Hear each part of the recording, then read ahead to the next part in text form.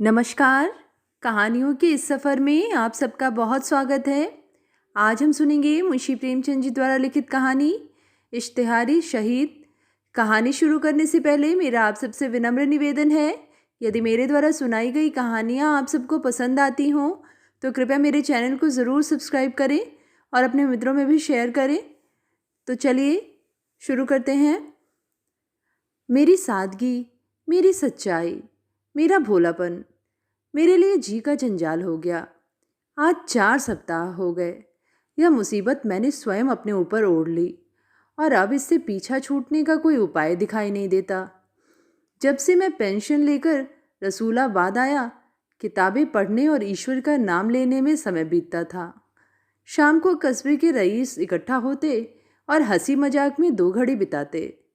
Munshi Ram Khilawan postmaster से अच्छी पहचान हो गई थी। यही साहब मेरी मुसीबत की जड़ हैं।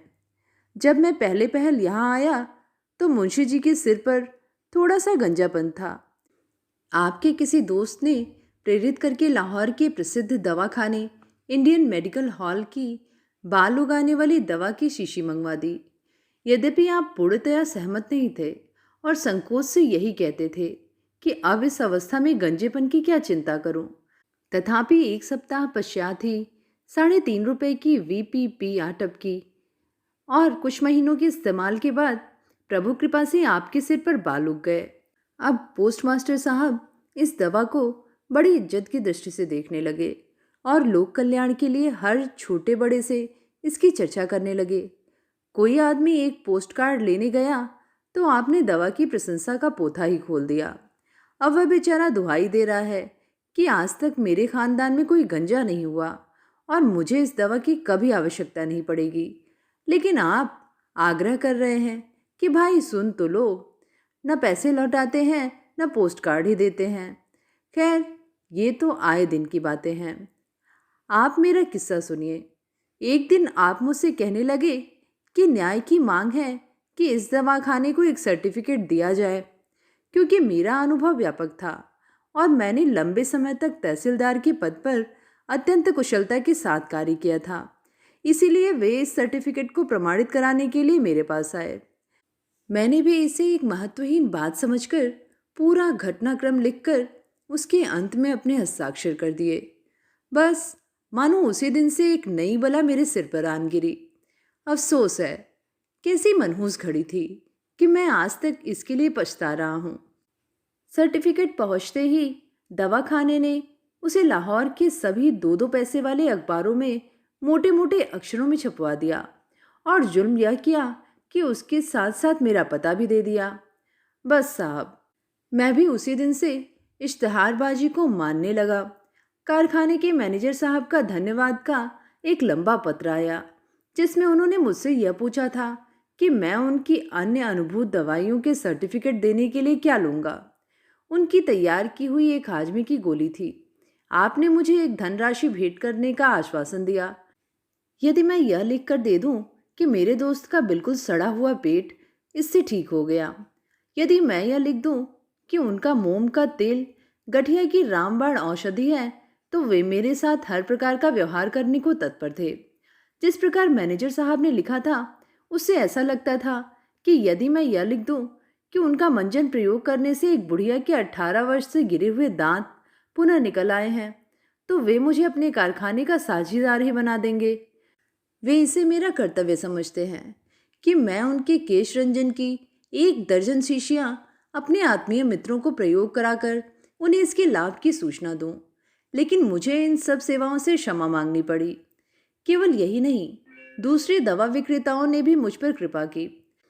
मोहम्मद अफजल एंड सन्स ने बाल उगाने के पाउडर की 6 पुड़ियाँ मेरे पास इसलिए भेजी कि यदि मेरे कुछ और दोस्त गंजे हों तो वे इस दवा का प्रयोग करके देखें।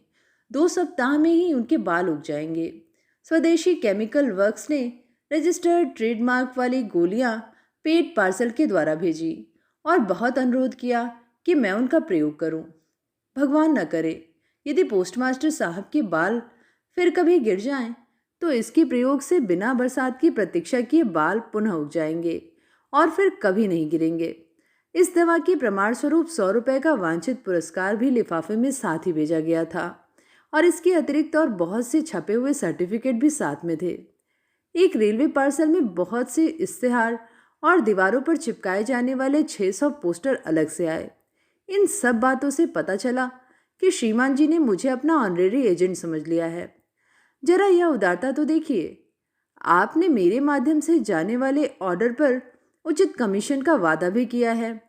50 वर्ष से बालों के संबंध में हर प्रकार का कार्य करने वाली बाल जिया कंपनी ने भी अपने तेल की 1 दर्जन नमूने की शीशियां भेजी, जिनसे मेरे दोस्तों के बाल थोड़े समय में ही निकल आए।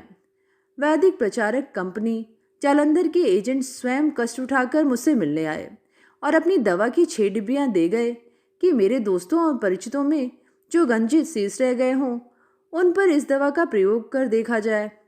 मतलब यह कि मैं इन कृपाओं से इतना परेशान हुआ कि मैंने लाहौर के दैनिक अखबारों में छपवा दिया कि अब मेरे कोई दोस्त गंजे शेष नहीं रहे और इसलिए अब कोई साहब अपनी मूल्यवान दवाइयाँ मेरे पास परीक्षा के लिए भेजने का कष्ट न करे। लेकिन इस पर भी मुझे छुटकारा न मिला। वास्तव में जितने प्रकार के पत्र मेरे पास आए, यदि मैं उन सब की नकल करूं तो एक भारी भरकम किताब तैयार हो जाए। मैं विश्वास के साथ कह सकता हूं कि जिस दिन से पोस्टमास्टर साहब के गंजेपन के अनुभव अखबारों में प्रकाशित हुए, तब से इस कस्बे की डाक चौगुनी हो गई है। कन्याकुमारी से लेकर हिमालय तक का कोई भी गंजा न बचा होगा जिसने पोस्टमास्टर साहब के गंजेपन और स्वदेशी मेडिकल हॉल की दवा के संबंध में मुझे कम से कम 2 पत्र न लिखे हों। उन हजारों पत्रों से मुझे गंजों का ऐसा अनुभव हुआ कि यदि किसी समय गंजों पर कमीशन बैठा तो मुझे विश्वास है कि वह मेरी ही अध्यक्षता में बनेगा। एक सज्जन ने बहुत प्रेम प्रदर्शन के पश्चात जिज्ञासा की कि क्या पोस्टमास्टर साहब जन्मजात गंजे थे।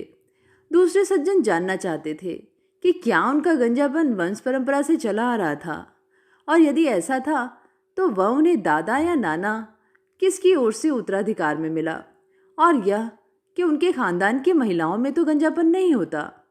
एक अंग्रेज डॉक्टर कलकत्ता में बालों के संबंध में प्रयोग कर रहे थे। उन्होंने अंग्रेजी में एक चिट्ठी लिख भेजी जिसमें सिर का एक नक्शा भी बना हुआ था। पोस्टमास्टर साहब के जो बाल गिर गए थे उस नक्शे में उन्हें पूरे करने का निवेदन था। गंजेपन के स्थान के किनारे पर कितने बाल छोटे होकर रह गए थे, प्रतिदिन कितने बाल गिरा करते थे और कितने बाल बीच से टूट रहे थे। ये डॉक्टर साहब बालों के संबंध में एक पुस्तिका लिख रहे थे। उसके लिए उन्हें इस प्रकार की जानकारियों की अत्यधिक आवश्यकता थी। यदि मैं उनके उत्तर लिखने का प्रयास करता तो अवश्यंभावी था कि मेरे परिवारजनों को उपचार हेतु मुझे आगरा के लिए चलता करना पड़ता। जिला झांसी से एक सज्जन ने पूछा कि क्या ये वही मुंशी राम खिलावन हैं जो उनके कस्बे में सन 1899 में पार्सल बाबू थे। उनका भी गंजापन था और यदि ये वही सज्जन हो तो अभी तक उनके जिम्मे बकाया 15 दिन का मकान का किराया, जो कि 1.25 रुपये के हिसाब से 10 आने होता है, वसूल करके डाक द्वारा या दस्ती भेज दूं। बनारस से एक सज्जन ने पूछा कि इन मुंशी जी के नाखून भी थे या नहीं, यदि नहीं थे तो बालों के साथ साथ नाखून भी निकले या नहीं। एक पंडित जी ने कृपापूर्वक लिखा था कि जब ईश्वर ने उन्हें बाल नहीं दिए तो उन्हें ईश्वर इच्छा के विरुद्ध बाल उगाने की क्या आवश्यकता थी। आप समझिए कि इन बातों से ईश्वर बहुत रुष्ट होते हैं। दूसरे यह कि गंजा भागवान और पुत्रवान होता है, फिर मेरे दोस्त ने ऐसी गलती क्यों की। तीसरे यह कि अब तो जो हुआ सो हुआ, अब वे इसके प्रायश्चित में प्रत्येक एकादशी को एक निर्धन ब्राह्मण को भोजन करा दिया करें और कभी ऊंट गाड़ी की सवारी न करें। हजरत हकीर लखनवी ने मेरे दोस्त के बाल उगने की प्रशंसा में एक कसीदा लिखकर मेरे पास भेजा। हजरत नूर ने गंजेपन के हकीम से पूछा कि यह जले हुए सिर पर भी पुनः बाल निकल सकते हैं। पटना के एक सज्जन ने तो हद ही कर दी। आपने अपने विवाह का छपा हुआ निमंत्रण पत्र और जन्म पत्र ही भेज दी। अजीमाबाद से एक हकीम साहब ने लिखा कि यदि मैं 2000 रुपये उनके पास अमानत के रूप में जमा कर दूं तो वे अपने अनुभूत दवाइयों के इश्तिहार दें और नफ़े में भागीदारी बनाएं। जिन्होंने अपने घोड़े के बाल बहुत अधिक कटवा दिए थे, ऐसे एक सज्जन ने मुझसे उपचार पूछा कि कब तक बाल पुनः निकल सकते हैं और यह कि पोस्टमास्टर साहब की दवा से लाभ होगा या नहीं। डिप्टी झमकलाल साहब ने पूछा कि उनकी कुतिया के बाल गर्मी में गिर जाते हैं और जानवरों पर इस दवा का क्या प्रभाव होता है। एक सज्जन का बच्चा गलती से इस दवा को पी गया और इसीलिए उन्होंने मुझसे यह पूछा कि बच्चे के पेट के अंदर तो बाल नहीं निकलेंगे और उसका दम तो नहीं घुटने लगेगा।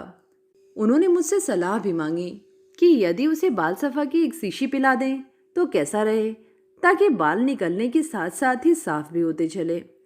कम मूँछों वाले जवानों के 1342 पत्र आए, जिन्होंने यह पूछा कि क्या इस दवा से उनकी मूँछें बढ़ जाएंगी। एक सज्जन को मूँछों की कमी के कारण पुलिस का पद नहीं मिल पाया।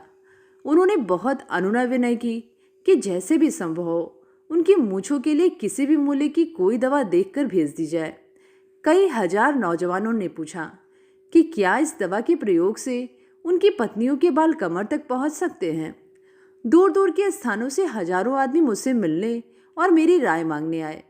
सच पूछिए तो उन सभी ने मेरी बोलती बंद कर दी। खाना पीना, उठना बैठना, मेल जोल, स्नान ध्यान सब हराम हो गया। मतलब यह कि जिस समय देखिए कोई न कोई सज्जन आए डटे बैठे हैं। जहाँ कहीं बाहर जाता वहाँ भी यह बला मेरे साथ साथ हो जाती। एक बार की बात है, मैं एक आत्मीय के विवाह में एक दूसरे शहर में गया। वहाँ भी सारे शहर के गंजे मेरे दर्शनों को आए। एक सज्जन ने तार देकर मुझसे पूछा कि क्या मुंशी रामखिलावन साहब दवा का प्रयोग करने से पहले सुबह शाम दोनों समय अपना सिर पानी से धोया करते थे, और यह कि वे दवा की मालिश किसी नौकर से कराते थे या स्वयं करते थे। एक दिन मैं हजामत बनवा रहा था। मेरी नाक पकड़े हुए नाई उस तरह साफ कर रहा था कि एक सज्जन दौड़ते हुए आए। पता चला कि आप स्नान कर रहे थे कि आपके सिर के 2 बाल हाथ में आ गए। बस फिर क्या था, उस समय से ही खाना पीना सब हराम है और इस होने वाले गंजेपन की भय से दुखी हैं और मुझसे उपचार पूछने के लिए लगभग 200 मील से आ उपस्थित हुए और मुझे हकीम का विरुद्ध दे दिया। एक बार मुझे सूचना मिली कि किसी समय मुझ पर बहुत कृपालु रहे जौनपुर के कमिश्नर मिस्टर एरम साहब बहादुर शाम की गाड़ी से मेरे कस्बे के स्टेशन से होते हुए जा रहे हैं। मुझे उनकी कृपा याद आई और भैया के संबंध में भी स्मरण कराना था, इसीलिए मैं उनसे भेंट करने स्टेशन को गया। रेल पर लोगों ने मेरी खुशबू सूंघ ली। फिर क्या था, सैकड़ों यात्रियों ने मुझे घेर लिया। कोई सज्जन कुछ पूछते हैं, कोई सज्जन कुछ, और मुझे साहब से भेंट नहीं करने देते। इस बखेड़े से मेरा पूरा उद्देश्य, जिसके लिए मैं इतनी दूर से आया था, व्यर्थ हो गया और मैं दांत पीस कर रह गया। हाय, मैंने कैसे बुरे समय में सर्टिफिकेट को प्रमाणित किया था कि यह बला किसी क्षण भी पीछा नहीं छोड़ती। किसी समय मैं घर से बाहर निकला, कोई सज्जन पूछ रहे हैं कि हजरत बालों के लिए पगड़ी बांधना लाभदायक है या टोपी पहनना, और टोपियों में कौन सी टोपी को वरीयता दी जाए। यदि कोई व्यक्ति तुर्की टोपी पहनने का अभ्यस्त हो और फिर एकदम बिना सूचना के फेल्ट कैप पहनने लगे तो उसके बाल गिरने लगे। यदि मोटे कपड़े की टोपी पहनने वाला महीन कपड़े की टोपी पहनने लगे तो इसमें किसी प्रकार के भय की तो बात नहीं। एक सज्जन रात को 2 बजे की गाड़ी से जाने वाले थे। स्टेशन जाते समय मेरे मकान से गुजरे, मुझे जगाया। मैं बाहर आया। दुआ सलाम के बाद आपने पूछा कि रेल की यात्रा में रात के समय टोपी पहने रहें या उतार कर रख दें। इसके पश्चात कहा कि मैं उनकी टोपी को तोल कर देख लूं कि वह उनके दिमाग के लिए भारी तो नहीं, क्योंकि आपको स्मरण होता है कि कभी किसी अखबार में आपने टोपी के वजन और स्मरण शक्ति के संबंध में कुछ पढ़ा या सुना था। आपने यह भी कहा कि मेरी टोपी में ऊपर की ओर छेद नहीं है। अब नए प्रकार की टोपियां आई हैं जिनमें छेद होते हैं, इसीलिए मैं भी अपनी टोपी में छेद कर लूं या लखनऊ के प्रसिद्ध टोपी वाले मियाँ नजफुद्दीन से छेद करा लूं। मैं आश्चर्यचकित था कि क्या उत्तर दूं। अंततः राम राम करके घड़ी देखकर आपने कहा कि अब गाड़ी का समय निकट है, मैं फिर कभी कष्ट दूंगा। मैंने इत्मीनान की सांस ली कि जान बची लाखों पाए। किस्सा यह है कि अब मेरी जान पर आ बनी है। अफसोस मेरी जान का बीमा नहीं हुआ, अन्यथा मैं आत्महत्या कर लेता। अब तो जान देने में पेंशन की चिंता होती है। मैंने 34.5 साल बहुत सख्त अधिकारियों की देखरेख में काम किया है। बहुत से मोर्चे जीत चुका हूँ, लेकिन यह बला सिर से किसी प्रकार भी टाले नहीं टलती। आह, मेरी भलमनसाहत मेरे गले पड़ी और अब मेरी जान संकट में है। यह मुसीबत अब बिल्कुल असहनीय है। मैंने नौकरों को बार बार समझा कर कहा और बर्खास्त कर देने की धमकी भी दी कि प्रत्येक व्यक्ति से पहले काम पूछ ले, तभी मुझे उसकी सूचना दे, और यदि उसके गंजापन हो या बालों की चर्चा करे तो उसे किसी मूले पर भी मकान में घुसने ना दे, चाहे वह कितना ही आत्मीय क्यों ना हो। लेकिन उस दिन जब मैं बैठक में आया तो एक सज्जन 1 घंटे से डटे हुए बैठे मिले। आपने बहुत सम्मान के साथ प्रणाम किया। मेरा माथा ठनका, लेकिन मुझे चाहे अनचाहे बैठना पड़ा। अब श्रीमान उठे और सब दरवाजे और खिड़कियां बंद करके धीरे से बोले कि कोई सुनता तो ना होगा। मैं घबराया कि यह व्यक्ति अवश्य ही मेरी हत्या करने आया है। मैं भी अपनी जान से ऊब चला था। फिर भी मैंने यह कहना आवश्यक समझा कि भाई ठहर जाओ, मैं अपने वसीयतनामे पर हस्ताक्षर कर लूँ। इसके उत्तर में उसने अपनी टोपी मेरे पैरों पर रख दी और मुझसे वादा करा लिया कि मैं उसके किस्से की चर्चा किसी से ना करूं। इस शपथ सौगंध के पश्चात उसने अपने सिर से नकली बाल उतार डाले और तब मुझे पता चला कि उसके सिर पर एक भी बाल नहीं था। वह कहने लगा कि इन नकली बालों से उसे बहुत कष्ट होता है, लेकिन नौकरी के कारण यह ढोंग बनाया है और उपचार के लिए आपकी सलाह लेने आया हूँ। उसने अपनी जेब से एक आदसी शीशा निकालकर मुझे दिया, 2 रुपए भी भेंट किए और कहा कि इस दूरबीन से मेरा सिर देखकर बताइए कि कहीं यह असाध्य तो नहीं है।